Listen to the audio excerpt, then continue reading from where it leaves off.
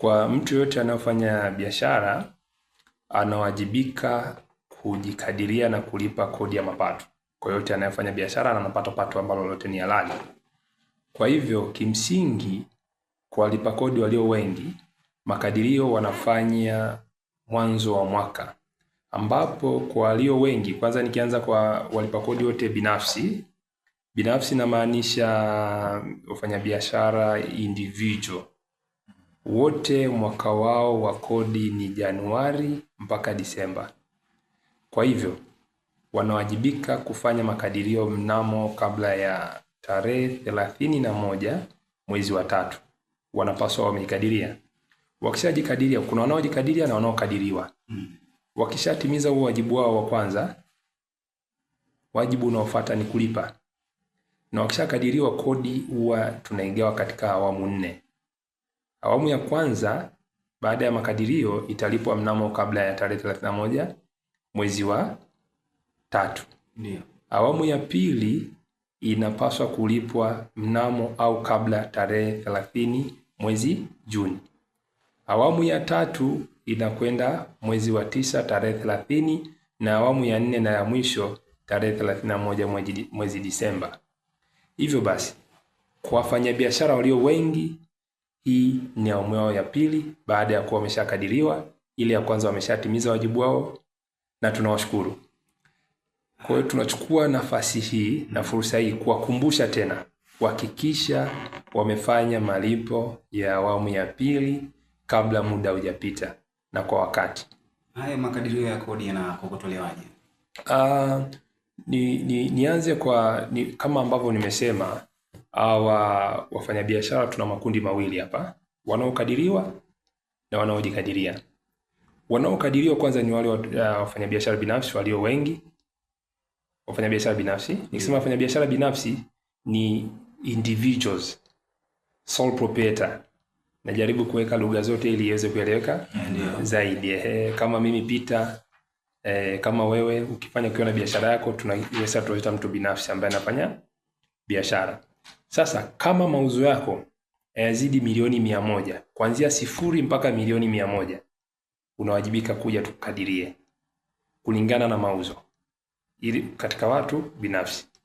Kama mauzo yako yanazidi milioni 100 kuendelea, utajikadiria mwenyewe kupitia mfumo wetu. Utaingia kwenye ile taxpayer portal, kupitia kwenye website ya TRA, utafanya makadirio yako kulingana na faida unayotegemea kwenye biashara yako. Na ndio maana tunasema makadirio. Lakini huyu mtu mwingine ambaye hajafikia mauzo ya kuzidi milioni 100 atatembelea ofisini, tutamkadiria kulingana na mauzo yake, mauzo ghafi, sio faida. Lakini yule ambaye mauzo yanazidi milioni 100 anajikadiria mwenyewe. Ana sababu ya kufika ofisi ya TRA, anaingia kwenye mfumo, anawasilisha makadirio yake.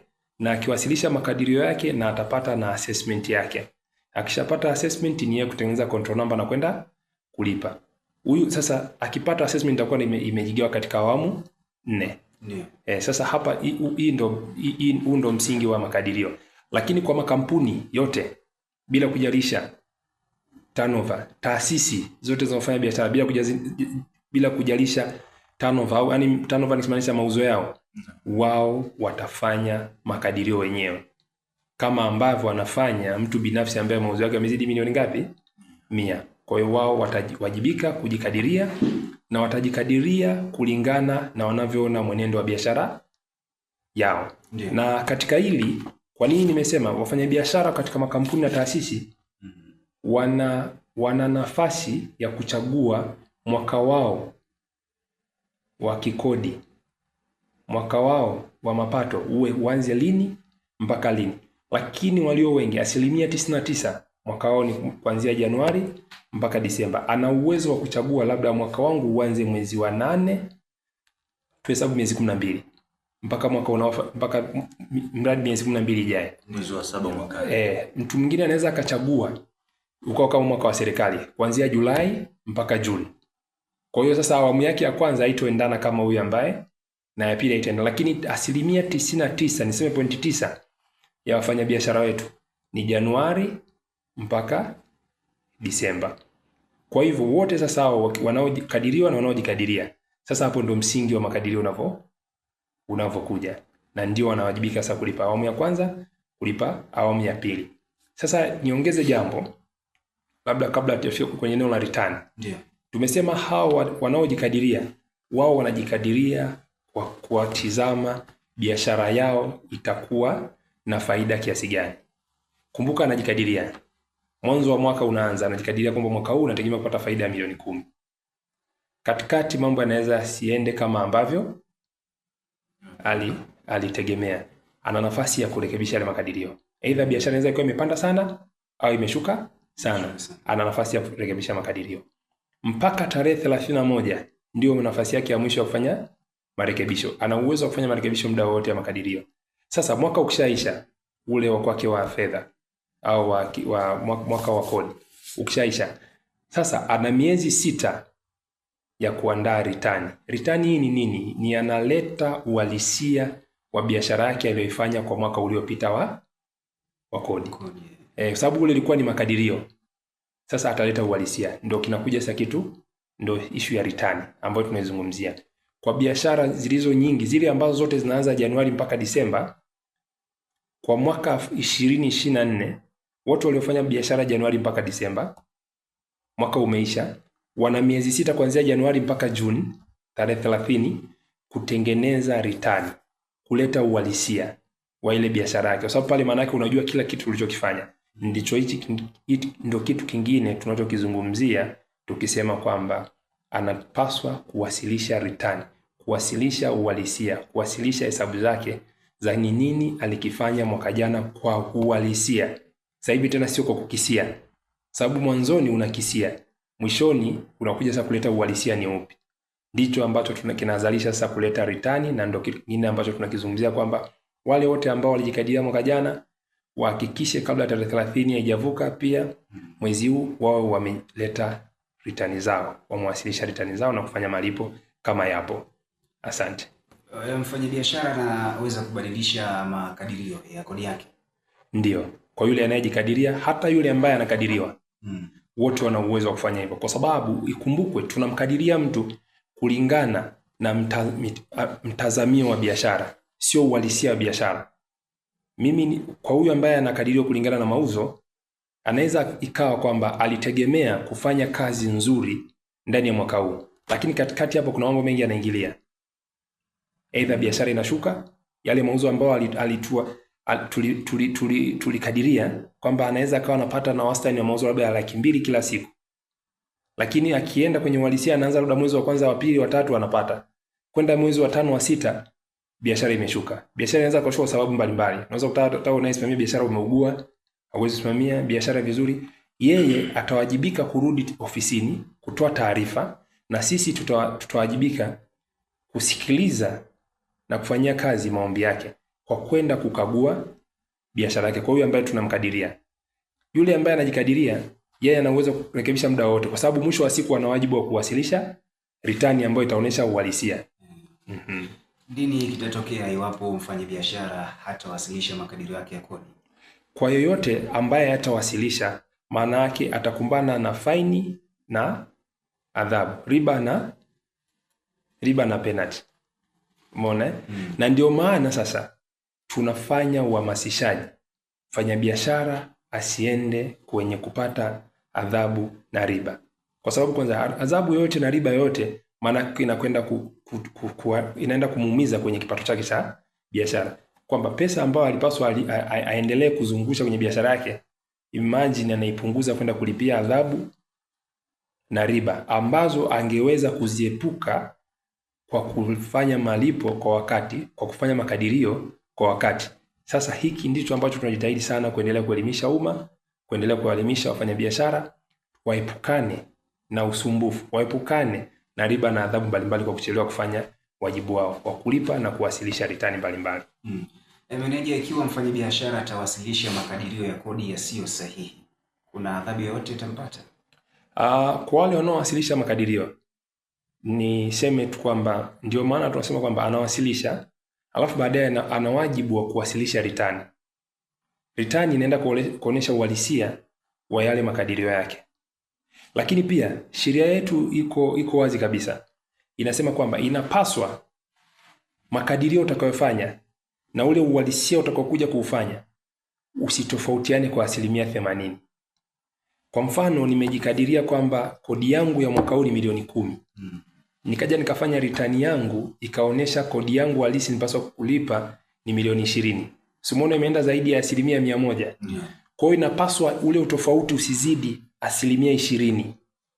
Yaani ule utofauti. Kwa hiyo nataka nijikadirie, kwa mfano kama uhalisia wangu nimekuja kutokea ni milioni 20, 80% ya milioni 20 ni ngapi? Sema ni milioni 16, si ndivyo? Kwa hiyo maana yake makadirio yangu yasipungue milioni 16.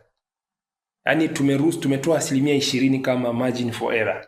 Kwamba uwezi kuwa na uhakika 80% zote, lakini tumekupa 20%, unaweza hizi 20 zikichenga zitakuwa zina shida. Lakini kama zitazidi 20% pia, kwa sababu maana yake ni nini? Ulichelewesha kulipa kodi ya serikali kwa wakati ule. Sababu ungejikadiria kwa usahihi ungelipa kodi ya serikali kwa wakati. Kwa hiyo kutakuwa kuna riba kwa kuchelewesha kuweka kodi halisi. Lakini ikiwa tofauti tu kama 20%, utapata penalty yote, utapata adhabu yote. Lakini kwa yote yule ambaye ameleta makadirio ambayo sio sahihi, amekuja kuleta return ambazo sio sahihi, ndio maana sisi tuna kitengo cha ukaguzi. Kuna audit and examination. Audit, ukaguzi kawaida unafanyika kuthibitisha kile ambacho umekileta. Wewe ulisema ulijikadiria, ukaja ukasema uhalisia ni huu, tunakuja kukagua sasa. Na sisi tunakagua kujiridhisha, je, hiki ulichowasilisha ni sahihi? Maana yake ni nini? Kwa sababu ndio maana tunawashauri walipa kodi wetu wote katika eneo la katika wafanyabiashara wote. Tunawasisitiza sana katika eneo la kuhakikisha kwamba unapouza toa risiti sahihi, unaponunua dai risiti sahihi. Mwisho wa siku unapokuja kutengeneza hesabu zako, unapaswa uwe na taarifa zote. Manunuzi yako uweze kuthibitisha, mauzo yako uweze kufanya nini? Kuthibitisha. Tuweze kuanisha hivi vitu viwili, kwamba umenunua kiasi hiki, umeuza kiasi hiki. Tutakuwa tunakagua na faida uliyopata kiasi hiki, vitajielezea. Kwa hiyo gharama zote ulizoingia, maana yake unatakiwa uwe na risiti za manunuzi na uweze kuthibitisha. Sasa hapo ndipo tunapoenda kutambua kwamba huyu mtu alijikadiria kwa usahihi, huyu mtu amewasilisha ritani kwa usahihi. Na tukikuta kuna utofauti mkubwa, bado atapata riba na adhabu kubwa. Sasa zile zinaathiri biashara kwa ujumla. Kuna kiwango maalum hapo cha adhabu tuzo mfanya biashara kwa makampuni, kwa kila unachochelewesha kwa kila mwezi, adhabu ambayo nasema ni penalty ni shilingi 300,000. Na lakini ile 300,000 pia inatizama na kiasi cha kodi ambacho umekifanya nini? Umekichelewesha. Kama kiwango cha kodi kinazidi 2%, nathi kubwa sana. Hapo kuna penalty, alafu tena kuna interest. Umeona hivyo vitu vinavyokwenda hapo Vyote huwa vinakwenda pamoja. Ndio maana tunawaomba sana na tunawasisitiza na tunawahamasisha walipa kodi wawasilishe return zao kwa wakati na walipe kodi zao kwa wakati. Labda meneja, unaweza kutuambia kwamba hii adhabu mmeiona inatengeneza walipa kodi wa ziada? Kwa sababu kama pale mna data Iringa tunawalipa kodi labda 200. Je, kwa adhabu hizi tumewaongeza, wamefika 210, 220 au wamepungua kutoka 200 kuja 180? Niseme tu kwenye eneo hili, unajua adhabu hatuiweki tu kwa sababu ili tuongeze, inawekwa kwa sababu kufanya kwamba kwanza watu wote walipe kodi na kuwe kuna ushindani ambao ni sawa. Kwa sababu mtu ambaye alipi, maana yake ni kama vile pesa ambayo angeiwasilisha anaitumia kuendelea kujinufaisha kama mtaji kwake. Kwa hiyo hakuna ushindani sawa kwa wafanyabiashara wote. Kwa hiyo kimsingi hii ni kuhakikisha kwamba wote wana comply. Wote wanahakikisha kwamba wanawasilisha. Sababu tayari huyu yupo kwenye wigo. Sio kwamba yupo kwenye wigo. Sasa issue nyingine, kuongeza wigo, ndio tunakuwa tunawafikia wale ambao kabisa hawapo kwenye wigo kabisa. Kuhakikisha kwamba wanaingia kwenye wigo. Hizi adhabu na riba zinatusaidia kuhakikisha watu wanatimiza wajibu wao kwa wakati. Na kuto kukaa na pesa ya serikali wakati inapaswa imefikishwa. Na je, kutofikisha fedha kwa wakati mmegundua kwamba ni ujeuri wa mfanyabiashara au ni elimu bado hajaipata? Niseme tu kuna wachache sana ambao ni wanafanya kwa kukusudia, labda ni japo siwezi kupata ile nia thabiti ya mtu, lakini tunavotizamia elimu ilikuwa ni changamoto kubwa sana. Nyinyi mtakuwa mashahidi nadhani jinsi ambavyo sasa hivi tumekuwa tukitoa elimu, tukielimisha umma na jinsi ambavyo mmekuwa mkitusaidia kufikishia umma taarifa kuhusiana na mambo mbalimbali ya kodi. Na ndiyo maana tumekuwa na mafanikio makubwa sana kwa sasa hivi. Kwa kipindi ambacho tumehamasisha sana ulipaji wa kodi, kwa kipindi ambacho tumejikita sehemu kubwa sana kwenye kutoa elimu. Kwa hivyo umeona watu wakielimika inawasaidia wanalipa kodi zao kwa wakati. Kwa mfano niseme tu sasa hivi tunatumia platform za radio. Sasa hivi tunatumia jumbe mbalimbali. Kama mtu ni mlipa kodi atapata ujumbe kwamba ndugu Peter, unakumbushwa kulipa kodi yako kiasi hiki kupitia namba ya malipo kiasi hiki mnamo kabla ya tarehe fulani ili kuepuka riba na adhabu. Sasa hivi vitu kule nyuma tulikuwa tufanye. Kwa hiyo kumbe ilikuwa vinapelekea watu wengi kutolipa kwa wakati. Kumbe ni kwa taarifa, mtu anasahau tu, sio makusudi. Na anasahau tu kwa sababu afahamu ule utaratibu vizuri. Lakini kitu kingine pia unakuta kwamba tu mtu kwa sababu amekuja kukadiriwa, natoa mtu yuko labda Pawaga kule, amekadiriwa mwanzoni mwa mwaka, anatakiwa atoke Pawaga tena mwezi wa 6 aje afuate control number. Unaona inaleta kidogo usumbufu. Sasa kwenye hili tumeliaddress vipi? Hili tumehakikisha mifumo yetu sasa hivi tumeboresha sana. Mtu akishakadiriwa ile mwanzoni mwa mwaka, kwa wafanyabiashara wadogo wadogo ambao wanakuja kukadiriwa, tukimpa makadirio yake tunampa na control number zake zote za mwaka mzima. Kwa hivyo yeye control number zote 4 za kila awamu. Yaani kila makadirio awamu hii ameambiwa awamu hii ni shilingi 10,000, mbele yake pale kuna control number yake. Awamu ya pili shilingi 5,000, 10,000 tena, mbele yake kuna control number yake.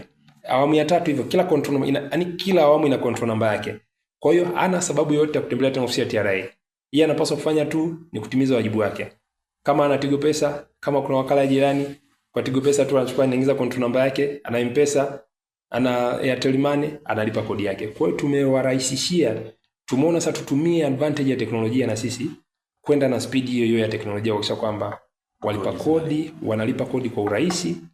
Na kwa wale wanaojikadiria, wana uwezo kwa sababu wale tayari ni wakubwa, wana uwezo wa kutengeneza control number wenyewe. Sababu akishaingia kwenye mfumo manake popote alipo anaweza kutengeneza control number. Au usiku amelala saa 6, saa 5, muda wote anatengeneza control number mwenyewe. Na kuna hii ya kujikadiria ambayo umetoa margin ya 20%. Je, kuna mfanyabiashara kwenye mkoa wetu wa Iringa amejikadiria zaidi? Yaani alikuwa anapaswa alipe kodi milioni 20. Yeye amejikadiria milioni 30. Nyinyi mkamwambia bwana sasa hivi wewe umezidisha. Tukiangalia mauzo yako unatakiwa ulipe milioni 20. Imetokea hiyo? Hiyo inatokea. Inatokea watu katika makadirio waliofanya yamekuwa makubwa. Kuna matukio yanapelekea hali kama hiyo inajitokeza. Mara nyingi inajitokeza sababu kwanza akijikadiria ana nafasi yeye kurekebisha makadirio yake. Lakini kuna wale wafanyabiashara kutoka ambao wamefanya kazi na taasisi za umma. Wamefanya biashara na taasisi za umma. Huwa kuna kitu wanakatwa. Kuna kitu inaitwa withholding tax. Withholding tax mara nyingi kisheria, withholding tax nikielezea ni kodi, wanasemaga ni tax, ni kodi ambayo imetozwa kwenye source. Yaani wewe umefanya biashara leo, tunaanza kuchukua kodi leo kabla hata hujaanza kufanya ukotoaji sijui gharama na nini. Ile inakatwa 2% au 5% kulingana na aina ya huduma ambayo umetoa. Kama ni huduma service manake ni 5%. Kama ni bidhaa ni 2%. Sasa kwa wale unakuta kwa mwaka mzima kama amefanya sehemu kubwa sana na serikali, unakuta amekatwa zile 5%, labda 5 na 2 nyingi. Ukiangalia biashara nyingi za wafanyabiashara, faida yake inaenda kwenye 2%, nyingine inaenda mpaka 1.5. Kwa hiyo unajikuta mwisho wa siku au unaenda sema faida yake inaenda kwenye 5%. 5 ndio faida. Kodi anaenda kulipa 30% kwenye ile faida. Kwa hiyo ukija kutafuta kodi unaweza kutalaba kodi ni 1.5 ya ile faida. Kwa hiyo unakuta ile ya 205 alizokuwa anakatwa na ile kodi aliyokadiriwa unakuta kwamba amelipa kiasi kikubwa sababu tunaijumuisha kwenye kodi alizozilipa. Mwisho wa siku tuje tunataka kutafuta mjumuisho wa kodi, tutaangalia amejikadiria shilingi ngapi? 10,000. Ndio anatakiwa amejikadiria. Ameshakatwa shilingi ngapi? Amekatwa labda 9,000. Kwa hiyo tutatoa pale tuseme kwamba anataka kulipa ni 1,000. Lakini kuna mwingine unakuta amejikadiria shilingi ngapi? 10,000. Ameshakatwa shilingi ngapi? 15,000. Kwa hiyo unakuta amelipa zaidi. Na ikithibitika baada, nimesema kwamba anajikadiria, analeta hesabu, si ndivyo? Akishaleta hesabu tunakagua, tunathibitisha. Ikithibitika kwamba kwa 100% kabisa kwamba alilipa zaidi, ana nafasi ya kuomba kurejeshewa. Na mnarejesha fedha au mnarejesha huduma? Kwa sababu anaomba kurejeshewa ile fedha yake iliyolipwa kwa zaidi. Ndio sasa nyinyi mamlaka mnarejesha fedha au mnarejesha huduma, kwamba sasa kuanzia 2026 hatutakukata kwa sababu tayari tunazo fedha zako? No, pesa kwa wakati ule tunapokurejeshea. Leo hii kama unatudai shilingi 20,000, tumeshathibitisha unatakiwa kurejeshewa kwa ule mwaka wa kule. Sasa ule uendani na mwaka huu. Mwaka huu umejikadiria kama kawaida. Leo hii ambapo tunasema leo tunataka tukulipe, kwa sababu tunakwenda na utaratibu wote wa kurejeshea kwa ile pesa mwaka ule. Leo hii tunatakiwa kulipa leo. Tunaangalia, je, leo kuna kodi yote tunakudai leo? Kama tunakudai kodi leo shilingi 5,000, tutakata tu 5,000 tunakudai leo. Kama naona labda unatudai 10,000, ile 5,000 nyingine tutafanyaje? Tutakupa, hatutakuambia kwamba hii tunabaki nayo, itakuwa tunakata kodi nyingine za mbele. Yeye akitaka hivyo ibaki. Utaratibu ukishaomba tu kurejeshewa, utaratibu unataka urejeshewe. Option iliyopo ni moja tu. Ni kama siku ile tunataka tukurejeshee, kuna deni lolote tunakudai, tutakata lile tunakudai. Inabaki nyingine tutakupatia. Kumbe kuna watu wanapata pesa kutoka TRA. Unajua TRA inakusanya tu. Kumbe inawezekana zinarejeshwa. Akapata pesa kutoka TRA. Lakini si yako yake ile. Ndio ni yako yake, lakini nilikuwa sikufikiri hivyo. Kwamba anaweza kurejeshewa. Kwamba kuna fedha inatoka TRA inaenda kwa mwananchi au mfanyabiashara. Nilikuwa kwa mfano niongeze hapo. Ndio. Kwa sababu ni kwa ujumla wa kodi. Kwa mfano wafanyabiashara wanaofanya export. Naam. Wanaofanya export wengi VAT zao wanatozwa nje. VAT zao ni zero rated. Umeona? Sasa wale kwa sababu VAT zao ni zero rated, lakini wakati wao wananunua bidhaa kwa ajili labda ya kutengeneza bidhaa yake anaipeleka nje, huduma mbalimbali wanazipata hapa, anatozwa VAT. Kwa hiyo utakuta kwamba mwisho wa siku VAT anayotoza yeye ni zero. VAT aliyotozwa yeye iko pale 18%. Na kimsingi VAT unalipa ni kati ya ulichotoza na ulichotozwa. Tofauti tunasemaga ni output na input. Kwa hiyo output ukitoa input inabaki ndio VAT unatolipa. Sasa VAT uliotoza, ukitoa VAT uliotozwa, kilichobaki ndio unataka tulipe au wewe utudai. Sasa kwa wale wanaofanya export mfano, unakuta ametoza 0, yeye alitozwa 18%. Kwa kiasi tuseme labda kwenye 18% alizotozwa yeye labda ni milioni 50. Sasa zile 50 atakuwa anadai. Akizidai kwa miezi 6, sheria inamruhusu sasa kuomba kurejeshewa hizo pesa zake. Kwa hiyo kwa sababu hilo unakuta kwenye eneo la VAT hivyo hakuna namna, itabidi tu arejeshewe. Naona arejeshewa sana. Meneja, hapa katikati kuna wafanyabiashara ambao hujawagusa. Manake tumezungumza mitaji ya milioni 20, milioni 100. Hapa kuna watu wanafanya biashara wakiwa na milioni 2, milioni 5, ambao unakuta na kisehemu chake amekitengeneza vizuri kama pesa kiduka labda. Hao wanawahusu nyinyi au hao wanabaki kwenye halmashauri? Kimsingi kwanza nitoe tu rai na nitoe ufafanuzi hapa kwamba sisi tunatoza kodi kwenye maeneo mawili: mauzo na faida. Mtaji sisi hatutozi kwenye mtaji. Kwa hivyo tunaanzia mauzo ya 0 mpaka mauzo ya milioni 100 tunamkadiria. Anayezidi zaidi hapo anajikadiria, lakini manake yoyote ambaye anauza anapaswa kuingia kwenye wigo, kwenye mfumo, na anapaswa kulipa kodi. Na niendelee tu kutoa wito kwamba kuna mtu anauza afikishi. Kwa hiyo kwa mwaka katika haya makundi yamegawanyika. Kwa mtu ambaye mauzo yake hayazidi milioni 4 kwa mwaka, kodi yake ni 0. Alipi. Na anakuja kwetu tunamkadiria mauzo yake yazidi milioni 4 kwa mwaka. Kwa hiyo ukiangalia ni mtu ambaye hauzi zaidi ya 10,000. Sababu 10,000 siku ziko 360. Siku ziko 360. Siku 360 ukizidisha mara 10,000 ni milioni 3 na 6 3 milioni 3 na 6 milioni 3 na 6 Kwa hiyo ukiona nadhani mtu mpaka anauza 11,000 mpaka 12,000 nadhani kwa siku kwa wastani, ambaye atavuka hapo kodi yake ni sifuri. Yote ambaye atakuwa na mauzo zaidi ya hapo anawajibika, atakuwa anaanza kulipa kodi ambayo inaanzia ni milioni 4 mpaka milioni 7. Kodi yake ni 100,000 kwa mwaka. Ikitoka milioni 7, hiyo 100,000 anaigawa kwa 4. Hiyo 100,000 anaigawa kwa 4. Hailipi mara moja. Anaigawa kwa 4. Unaigawa kwa 4. Ukigawa kwa 4 ni 25,000. Ukitoka baada ya miezi mitatu. Ukija tena ukiangalia ukitoka kwenye 25,000 tuseme tunaigawa 25,000 kwa miezi mitatu. Tukigawa kwa 3 maana kila mwezi ni shilingi 8,000. Tukisema tunaigawa kwa siku kwa siku 30 ni kila siku 277. Akiuza anaweka 200 ya TRA. 277. Mimi naona meneja, shida ni elimu. Ni elimu kwa kweli. Shida ni elimu. Mimi naamini kwamba hii elimu wakipata Watanzania wengi, hakuna mtu atakayekwepa kulipa kodi. Na hii meneja ina maana kwamba hamtoe elimu kwa wafanyabiashara hao. Tuseme tu elimu tunaitoa kwa njia kama sasa hivi tunachoendelea kufanya hapa sasa hivi ni elimu. Kwa hiyo tuna makundi mbalimbali na tunafanyaga zile semina na makundi mbalimbali ya wafanyabiashara.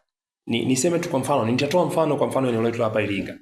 Kuna kipindi tulikuwa tunakutana na viongozi wa wafanyabiashara. Kwanza niwashukuru sana, wamekuwa ni watu ambao wanatupa ushirikiano mkubwa.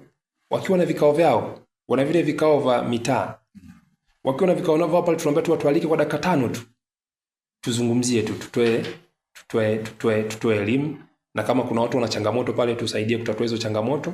Hivi meneja, ile kulikuwa na kadi zilitolewa kipindi fulani zinaitwa za machinga, ile vitambulisho. Kadi zile za kumaanisha huyu msimguse nyinyi TRA. Zile zimeishia wapi na mmeanzia wapi nyinyi? Maana hiki ulichokisema hapa, yule machinga alikuwa analipa ile 20,000.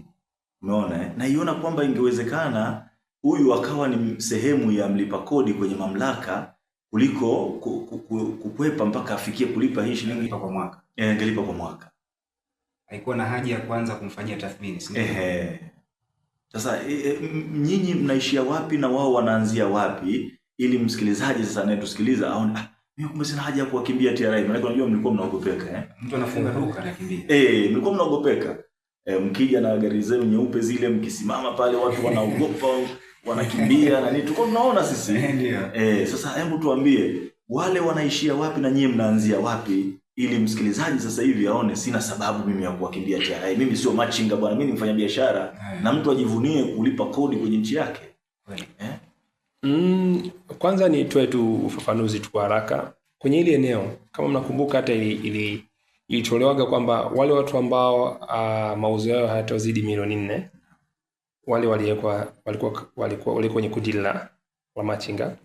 Lakini sio tu wale kwenye kundi la machinga, watu wasio na biashara ambazo zimerasimishwa.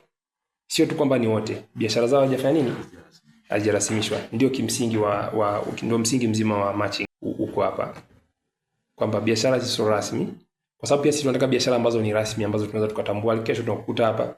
Sasa kiuhalisia ilikuwa ni kutengeneza namna kila Mtanzania anayepata kipato awe sehemu ya kuchangia kwenye pato la taifa, kwenye makusanyo. Ndio msingi mzima, ndio kwamba mtu anafanya machinga, mtu anachoma zake mahindi pale, japo haizi kupata hivyo, anaweza kuchoma mahindi kwa shilingi 5,000 kwa siku, au nakosea jamani, akapata 5,000 akapata 6,000. Kimsingi ilikuwa ni kuingiza watu wote kwenye wigo. Yeyote anayepata kipato chochote kwa shughuli kote kadogo anakofanya aweze kuingia kwenye wigo. Lakini watu wote waliorasimisha biashara zao wote ndio wanakuja sasa hapa. Ukisharasimisha biashara yako sasa ndio ile sasa inaondoka kuanzia 0 hata mpaka milioni 4 unaweza kupata kodi 0. Hata kama mauzo yako ni chini ya 10,000. Naeleka hapo, una haja hata kuwa na kile kitambulisho cha nini?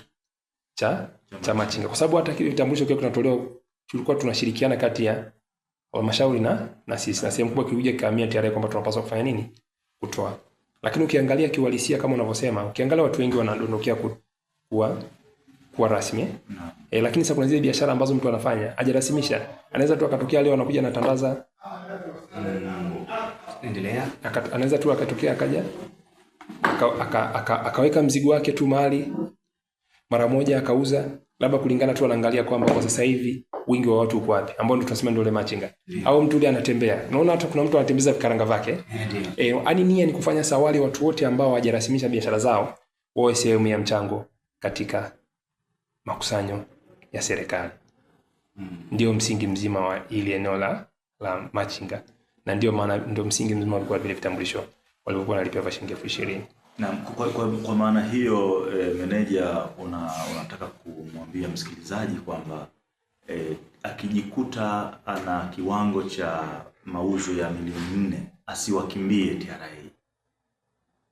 Ndio ndugu mtangazaji, asikimbie. Ajisalimishe ili apewe 0 kwenye malipo yake ya kodi. Kabisa. Lakini anatambulika kwamba mshahara naye ni mfanyabiashara, lakini halipi kodi kwa sababu biashara yake ni ndogo. Yaani kwa lugha rahisi, yeye ni mfanyabiashara na anachangia kwa sababu unajua kwa sababu biashara yake anayofanya na yeye ananunua.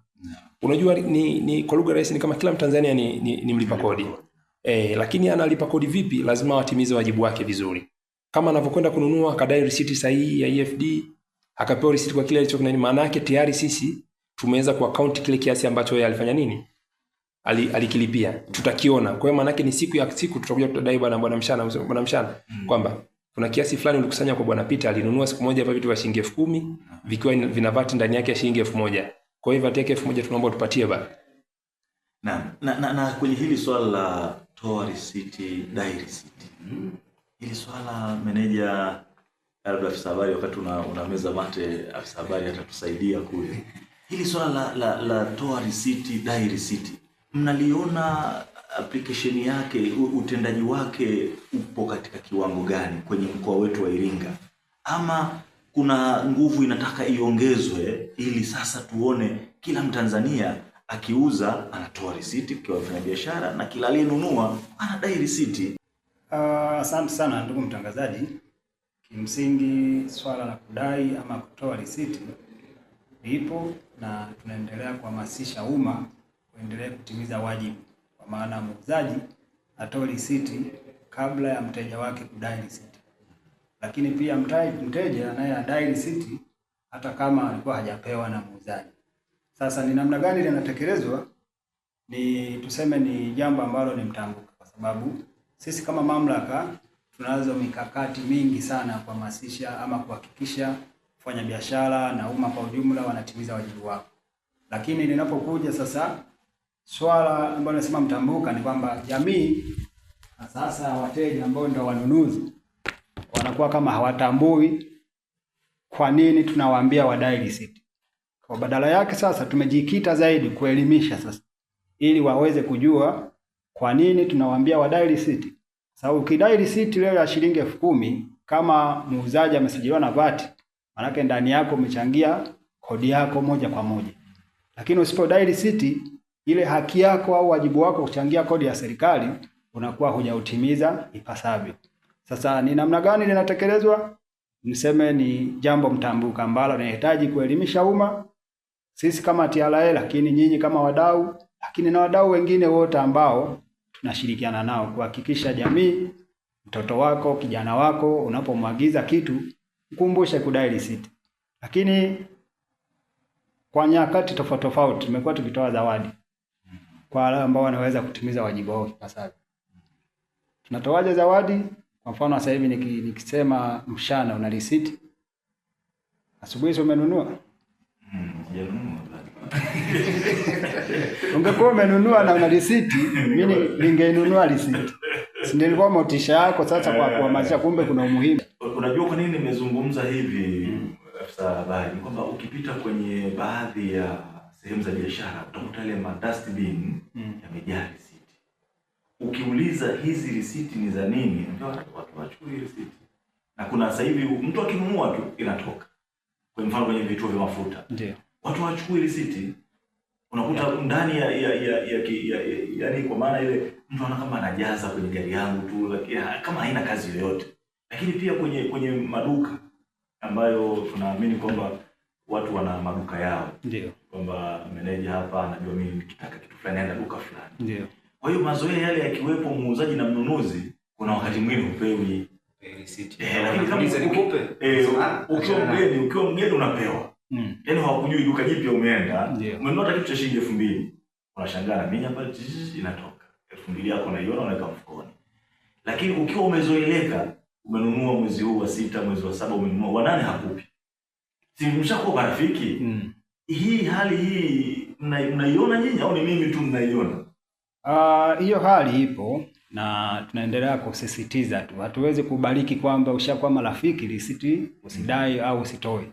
Tunaendelea kuhamasisha kutimiza wajibu kisheria. Kwamba risiti kwa mteja tunasema ni kama ulinzi wa bidhaa au huduma aliyopata.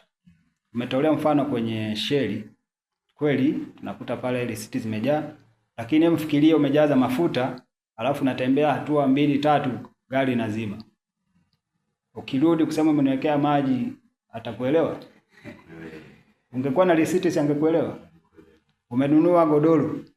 Umetembea hatua 2 3 nasikia mwangu mwizi. Hauna risiti. Ukirudi kwamba nimenunua kwa mshana au kwa shaga, mimi sitakuelewa kwa sababu hauna udhibitisho kwamba umenunua kwangu. Kwa hiyo utapoteza mali, utapoteza na pesa ambayo umelipa. Lakini ungekuwa na risiti, ungekuwa na ushahidi wa kusema hichi nilichokifanya ni chombo changu au ni bidhaa ambayo nimenunua kwako kihalali. Kwa hiyo tuendelee kudai risiti bila kujali ni marafiki, bila kujali we ni mgeni, ili kila mmoja atimize wajibu wake. Ndugu yangu naomba nichangie hapo. Huwa tuna kauli mbiu moja, risiti yako ulinzi wako. Kwenye eneo hili la risiti niseme tu bado kuna changamoto. Na changamoto ndio maana tunaitafutia utatuzi na namna gani tutaendelea kuitatua. Ukiangalia ndio maana tumekuwa tukielimisha na tunaendelea kusisitiza kwa umma, kwa wafanyabiashara, kwa wanunuaji ambao ni watumiaji. Na wafanyabiashara wenyewe ni watumiaji pia, kwa sababu ili bidhaa yake anauza ananunua. Kwamba tunasisitiza ukinunua dai risiti. Sio risiti tu, risiti halali. Nimenunua kitu cha shilingi 20,000, usipewe risiti ya shilingi 2,000. Hakiki risiti yako kwamba ni 20,000. Lakini sio hivyo. Kwani tunasema risiti yako ni ulinzi wako. Unanunua simu leo hii. Unaenda duka la simu unanunua simu. Hujachukua risiti. Baada ya muda unakamatwa na askari kwamba ile simu ni ya wizi. Na bahati mbaya tu sio wizi tu. Unaweza kukuta ile simu iliibiwa kweli kwa mtu na mauaji yalifanyika. Maana yake umekwenda na maji. Si ndivyo? Au ametolea mfano mzuri sana hapa afisa habari wetu kwamba imepigwa kelele mwizi. Sasa mpaka upate nafasi ya kurudi kwa aliyekuuzia, shukuru Mungu. Yaani hiyo nafasi uipate, shukuru Mungu. Lakini wakati mwingine jamani, bidhaa yangu ina risiti yangu hii. Umesalimika. Si ndivyo? Ninaweza nikatoa, kuna wakati ilikuwa inapita kwenye mitandao mingi, ilikuwa ndio mfano mmoja wanasema ilitokea Marekani, sababu ile mfano ulikuwa unapita kwenye mitandao sinatoa taarifa nyingi. Wanasema kwamba yule mama mweusi alikuwa yuko na binti yake. Binti yake mama ametoka na TV, ameenda kununua TV. Amefika kwenye gari yake akasimamishwa na askari. Wakati askari wanamsimamisha, wanamzuia kama vile athibitishe ile mali ni ya kwake. Yule mama alisema nimenunua dukani pale. Kaambia tuonyeshe. Bahati mbaya yule mama ile risiti alikuwa hana. Umeona? Kwa ile wale maafisa wakamweka chini ya ulinzi, shikilia chini. Mtoto akashuka akamwambia, "Mwache mama yangu." Afisa akafanya nini? Akumsikiliza mtoto. Mtoto bahati nzuri na mbaya sijui wenzetu silaha nazo tu katika hali ya kawaida. Mtoto wakati kushuka mikono mitupu. Alishuka na silaha ya mama yake. Alichukua. Afisa akajua tu mtoto atafanya chochote. Mtoto alishuti. Yule afisa alifariki. Unaona? Kesi ilienda mahakamani. Ilipokwenda mahakamani, mahakama ilisema kwamba uchunguzi ukafanyike. Kwa uchunguzi ulipofanyika, walirudi kwenye kamera, wakamwona yule mama akinunua, akichukua risiti, ile risiti alidondosha. Unaona? Na wakaweza kuona mpaka sehemu ilivyodondoka, lakini waliona akichukua risiti. Kwa hiyo kwanza yule mtoto alisamehewa kwa sababu alisema kwamba alikuwa kitendo kilikuwa kinafanyika na afisa pale mbele ya mtoto ilikuwa sio sawa. Lakini pia waliambia tu maafisa kwamba hawakuchukua initiative kurudi kwenda kuhakiki, isingefikia hapo. Wangerudi tu na yule mama kwamba tumenunua sehemu fulani twende turudi. Lakini msingi mzima ni kwamba ile risiti ndio ilikuja kuamua kesi. Kwa hiyo risiti yako inaweza ikakutoa kwenye kifungo cha maisha au kuuawa. Kwa hivyo tunapenda kusisitiza sana, lakini pia sio hivyo, Watanzania watambue kabisa kwamba pindi ambapo unanunua hujadai risiti umechangia kupoteza kodi. Kwa mfano kwenye kila shilingi 10,000 ukinunua, VAT pale ni shilingi 1,500. Kwenye kila shilingi 10,000 utakayolipa kama mtu amesajiliwa na VAT 1,500. Sasa kama umenunua 100,000 maana yake ni 10,000 na ngapi? 15,000. Wewe jiulize kwa mwaka unafanya matumizi kiasi gani na matumizi kiasi gani ambayo hujadai risiti. Kwa unaweza kuona kiasi gani umechangia kupoteza mapato. Na unapochangia kupoteza mapato maana yake unachelewesha maendeleo. Barabara kumbe naona kwa ndo sehemu ya yale mashimo, kwa sababu ungekuwa umelipa kodi vizuri, umechangia ile, maana yake tungekusanya mapato ya kutosha, tungefanya kazi kubwa zaidi. Risiti za kuandika na mkono zipo halali kwa wafanyabiashara ambao hawataki kisheria kununua mashine za kielektroniki. Lakini pia hata huyo ambaye yeye mashine yake ina changamoto haiwezi kutoa risiti kwa muda ambao imepata hiyo shida, anatumia risiti ya mkono, lakini tunamuelekeza kwamba baada ya mashine yake kutengemaa, yale mauzo aliyoyauza nje ya mashine hayaingize kwenye mashine. Sawa, swali langu la mwisho ni hili, uhusiano wako upoje kati ya TRA na wafanyabiashara kwa mkoa wa Iringa? Kwa kweli nikiri kabisa kusema kwamba kwanza nawashukuru wafanyabiashara wote kwa jinsi ambavyo wamekuwa wakitimiza wajibu wao, na hii imechagiza kuwa na mafanikio makubwa sana kama mkoa. Katika makusanyo tumeweza kufikia 100% na zaidi. Kwa hiyo tuna ufanisi wa zaidi ya 103 katika lengo la makusanyo. Hii yote imechangiwa na kuwa na mahusiano mazuri kati ya wafanyabiashara na TRA. Nadhani mtakuwa mashahidi. Hakuna yale malalamiko ya TRA wakija watu wanafunga maduka, nakimbia. Hakuna. Mtu ana madeni tumeshakuzungumza nao sana. Sababu deni lina kuna mambo mengi mbalimbali yanaweza kutokea. Unaweza kupata deni kwa sababu ya changamoto za kibiashara. Sisi ni binadamu. Unaweza kuwa na biashara yako, wakati ule unafanya biashara umeuguliwa, ndio itokea kutimiza wajibu wako. Sasa umekuja sasa hivi unataka kulipa ile deni. Huwa tunakaa tunazungumza namna gani tutalipa taratibu, huku biashara inaendelea na unaendelea kutimiza wajibu wako wakati ule. Kwa sababu kuna mtu sasa hivi anatulipa hii awamu ya pili, lakini ana deni lake la mwaka juzi anatulipa kidogo kidogo. Tumeshamwekea utaratibu namna ya kulipa. Hii imekuja kutengeneza urafiki mkubwa sana. Na niseme tu pia viongozi wa hizi jumuiya za wafanyabiashara wametusaidia sana. Wamekuwa daraja baina yetu sisi na wafanyabiashara, na hali imekuwa ni nzuri. Lakini sio hivyo tu. Taasisi kama taasisi imetenga siku ya Alhamisi ya kila wiki. Ni siku maalum ya kusikiliza na kutatua changamoto za wafanyabiashara. Kwa hiyo siku ya Alhamisi sio kwamba siku nyingine tutatui, lakini ile siku tumefanya maalum zaidi. Kwamba jamani, Alhamisi yoyote mwenye changamoto afike ofisini kwa manager. Na manager anakuwa niko mguu sawa wakati huo, kwa nasubiri. Uzuri ofisini kwangu yeyote anafika. Pasipo kuwa na appointment, unless tu kama sasa hivi niko kwenye kipindi hapa, akija atanikosa. Lakini kwa wakati mwingine wote nakuepo. Kama sitakuwa kwenye jukumu jingine lolote kwenye ofisi yangu wala uhitaji kufika pale, sijui sekretari akwambia subiri, alikwambia hapana. Sisi tunahudumia Watanzania. Kwa hiyo muda wote tupo tayari kuwahudumia. Mimi mwisho, swali la mwisho meneja, hakuna vyanzo vingine vya kodi ambavyo bado hamjavifikia mpaka sasa kwa mkoa wetu wa Iringa, na ambavyo mnahisi kwamba hivi bwana tuviendee, kwenda kuna kodi tunaiacha? Hakuna, tumemaliza katika nafasi yetu ya mkoa. Kila wakati tunaendelea kusajili wafanyabiashara wapya, kila wakati tunaendelea kuwafikia wapya ambao wanafanya biashara. Tunatamani sana kwenye eneo la kilimo, na ambalo nadhani linachangia sehemu kubwa sana katika uchumi wa Iringa. Tuko big five na sisi.